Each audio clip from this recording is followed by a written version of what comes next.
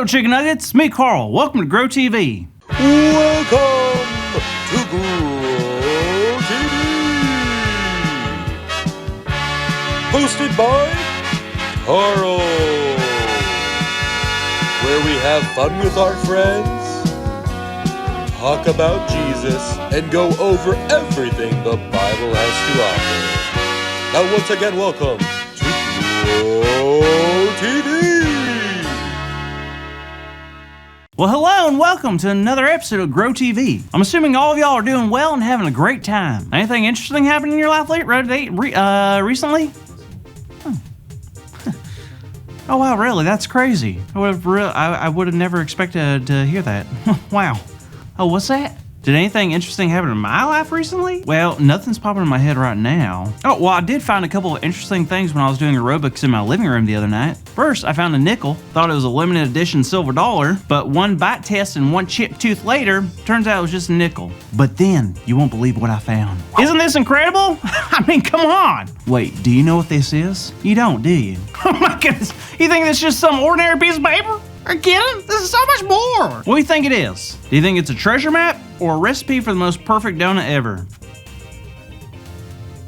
It's a treasure map! Good job! This right here, ladies and gentlemen, is a treasure map. A map of treasure. Do you know how insane this is? This means that there is a giant chest of treasure just sitting somewhere out there in the world, just waiting to be discovered. And guess who has the only map to it? No, not my mom! Me! I'm the only one with the map, and I'm gonna head out to go find it. Whoa, hold on there, Carl. Ah! Who said that?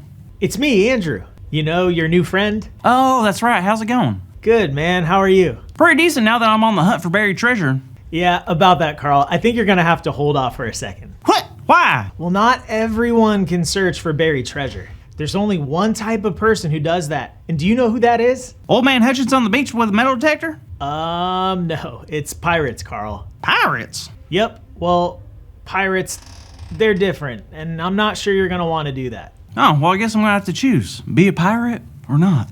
I guess so. Oh, wow. This is gonna be tough. All right, well, I think you need some time to make your decision. I'll come back and I'll check in on you soon, okay? Alrighty. Well, I don't know about you, but I think Carl has a really huge choice to make. You see, if you don't know anything about pirates, let me share with you some interesting facts. Well, I've never met a real pirate, but the ones I see on TV, they don't seem very wise to me. They do whatever they want and they don't care about the rules. It seems like they don't worry about brushing their teeth or washing anything really. If one gets mad because someone did something they didn't like, well, they might just send the other pirate down the plank into a sea of sharks.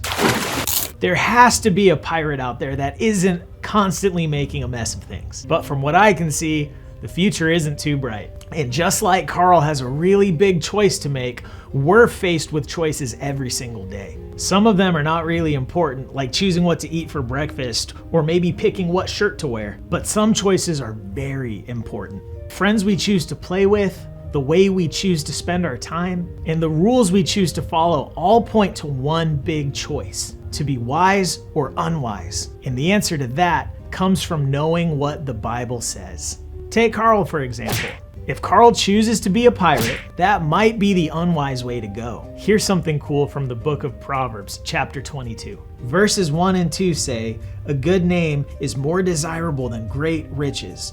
To be esteemed is better than silver or gold." A pirate might have a serious argument with this. God is saying it's better to have a good name, a good reputation for loving others well, than to have gobs of money in the bank. Then later on in the same chapter, King Solomon, the writer of the wisdom we're learning now, says that the generous will be blessed when they share what they have with the poor.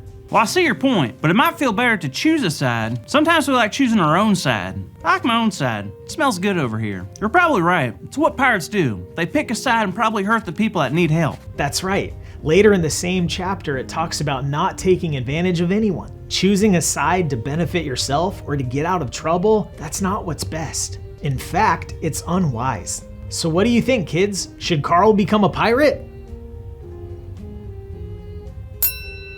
You've chosen wisely. So while we can kind of be like pirates and have fun fishing or searching for buried treasure or hanging out with our friends, we should first choose to be wise. And to be wise is knowing what is right and what is wrong and choosing what is best. And choosing favorites or sides is never wise.